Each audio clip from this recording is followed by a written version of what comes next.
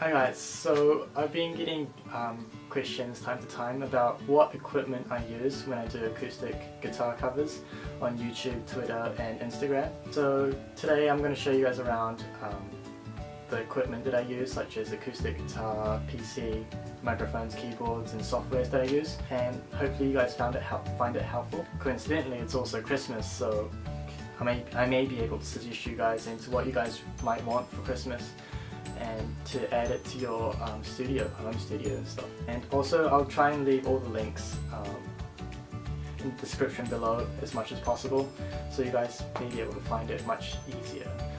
Hopefully you guys enjoy it, and it's also my first time making like a one-on-one type of video, so I may be a bit awkward or out of place, but hopefully you guys stay with me and just enjoy the video. Thanks.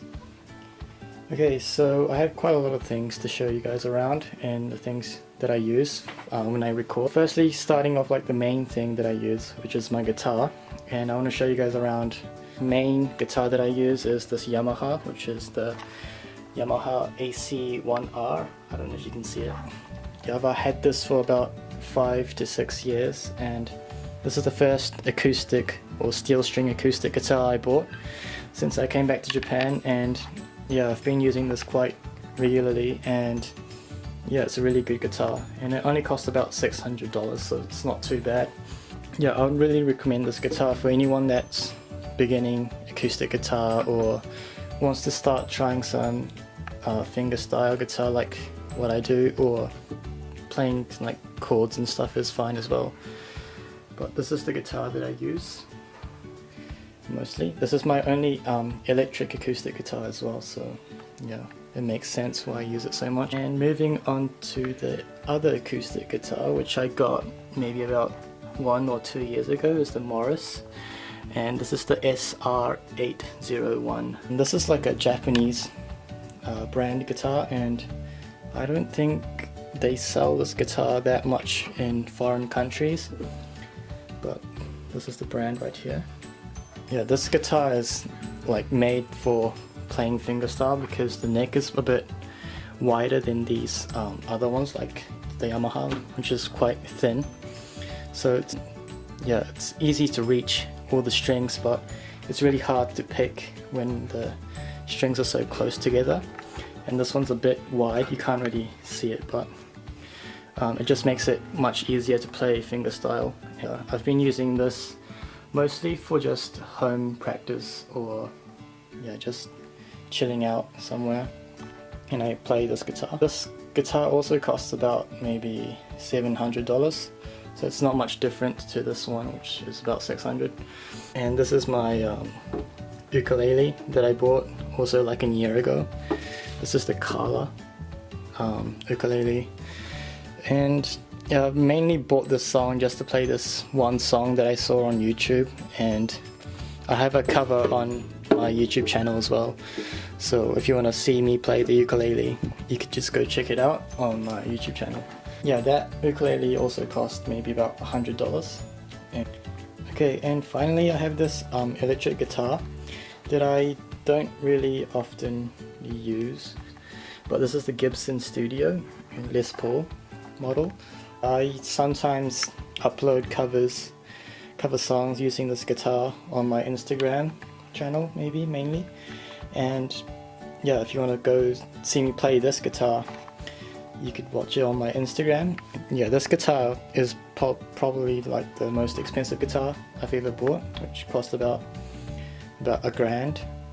I really like this guitar, and especially like the color.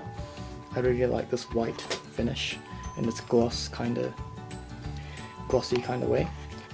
Probably recommend this guitar for like maybe amateur people who are like quite interested in playing guitar, but probably not good for like beginners, because it's quite expensive and you need to like maintain this guitar quite often, otherwise it just starts breaking down or having cracks or changing, so you need quite a lot of maintenance for this guitar, but it's a very good guitar and it sounds excellent. So these are my guitars that I usually use. So this Morris and Yamaha are probably the main ones, but these other ones, Carla and the Gibson. So yeah. Okay, so you've seen the kind of guitars that I use. So I'm going to now move on to my desk and what equipment and things that I use. So let's go. Okay, so firstly I'm going to start off my laptop, which is the MacBook Pro 2017 edition, and it's been spec'd up with the RAM from 8 gigs to 16 gigabytes. And I usually use this laptop just for the GarageBand and iMovie and other things for school, but it has these softwares that I use, and I don't really like to pay money for like Logic or Reason or Ableton, which is probably what you guys are going to say is better to use, but I just use GarageBand and iMovie, and I reckon it's quite enough for me right now.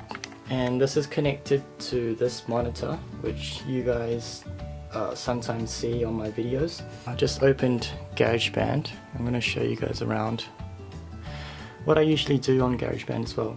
And yeah, this is like the most recent thing I've done, which is, I think it's the Jingle Bell one.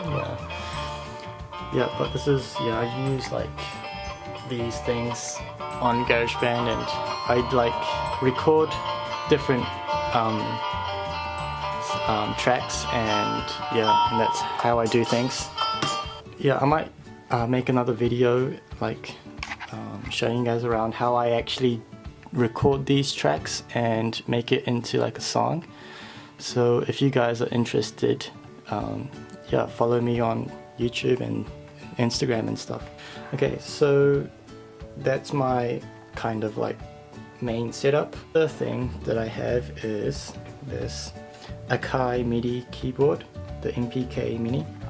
Yeah, I only bought this about a couple of months ago, but yeah, it's quite powerful in the things that it can do, and it's actually not too expensive as well. It's only about 80 bucks, so yeah, it's definitely worth it. I connect this through this cable here into my Mac, and this connects right into my GarageBand. I don't know if it works. Yeah, it does work.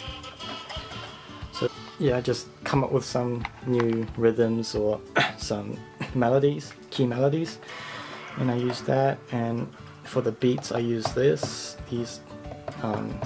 trackpads, which is like touch sensitive, so like if you hit hard it's like louder, and if you hit like weaker it's like really quiet.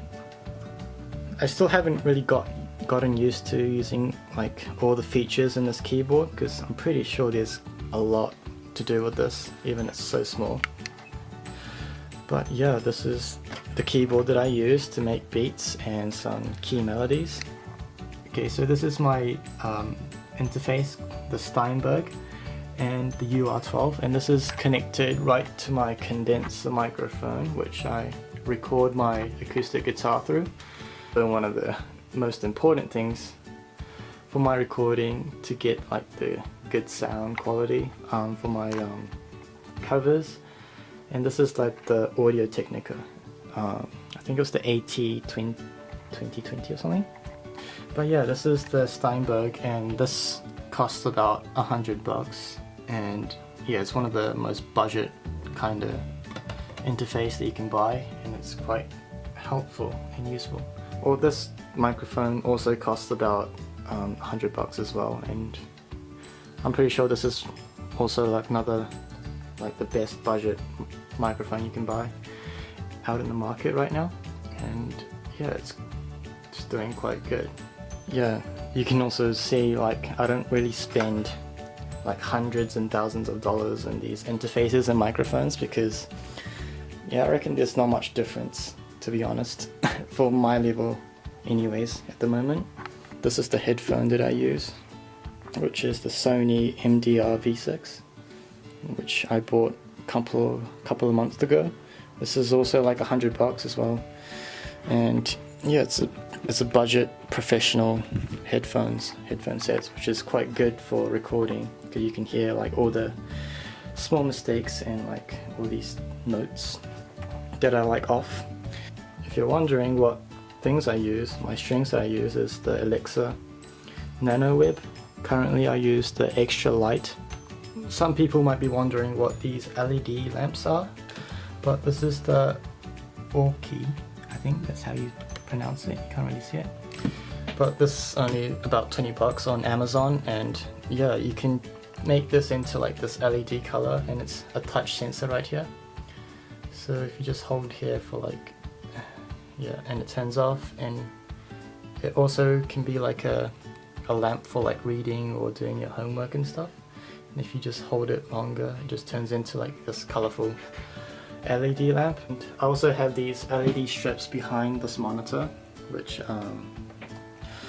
I bought in IKEA for, I think it was on sale, so I bought it for like $5. But this is the switch here to turn it off and turn it back on.